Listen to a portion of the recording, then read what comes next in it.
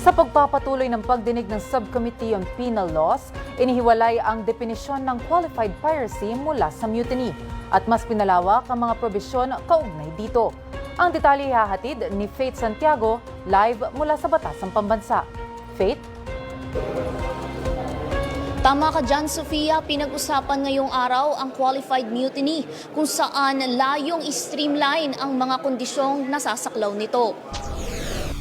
First of all, we're revising the revised penal code to make it more updated. And there were concerns regarding the fairness, constitutionality, and some other issues with the previous revised penal code. So now we're trying to make it more restorative, more just, more humane for everybody. Iyan ang ibinahagi ni Valenzuela City 2nd District Representative Gerald Galang na umupo bilang chairperson ng Subcommittee on Penal Laws kung bakit kinakailangan nang i-update ang revised penal code sa bansa.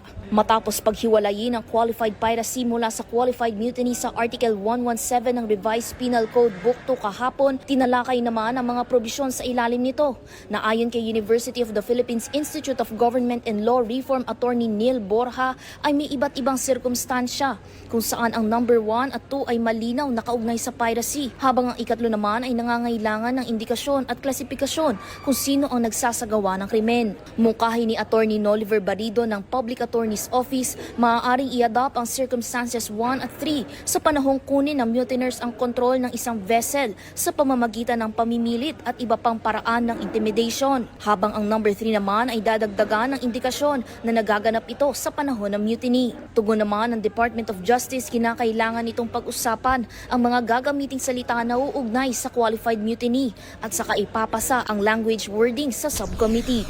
Sunod naman ay tumuon ang pagpupulong sa Article 118 o non-prescription ng krimen na mutiny at piracy na nagbigay daan sa maaaring paghiwalay ng prescription of crime at prescription of penalty upang maiwasan ang vagueness o kalabuan umano sa interpretasyon. We lawyers know that there's such a thing as prescription of crime. On the other hand, there is also prescription of penalty. I think for clarity purposes, we should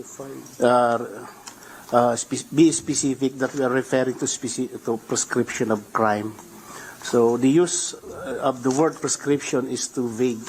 Binigyang konsiderasyon din kung ituturing imprescriptible ang ibang krimen na nakapaloob sa Title 1 ng Book 2 ng Revised Penal Code na Crimes Against National Security and the Law of Nations. Ito'y sa kadahilanang mayroong iba dito na punishable by reclusion temporal o pansamantalang pagkakakulong kumpara sa iba na habang buhay na pagkakakulong o reclusion perpetua. Binigyang linaw ni Prosecutor Freddy Nohara ng Department of Justice ang pagiging sui generis o pagkakaiba ng nature of crimes ng nasa Title 1 na nakakapagpapahamak sa estado ng bansa kumpara sa ibang title sa Book 2 ng Revised Penal Code. Kaya maaaring i-apply lamang ang non-prescription of crimes and penalties sa mga krimen na nasa ilalim nito. Sofia, matapos nito nilayon ng Department of Justice na bigyan pa ng oras ang diskusyon hinggil sa imprescriptability o hindi napapaso o walang nakatatakdang panahon na krimen. At isa pa sa mga iminungkahi na gawing pagbabasehan ay ang Republic Act No. 9851 o mga krimen na nakapailalim sa humanitarian law tulad ng genocide at iba pa. At yan lang muna para sa totoong balita sa Bagong Pilipinas. Faith Santiago, Congress News.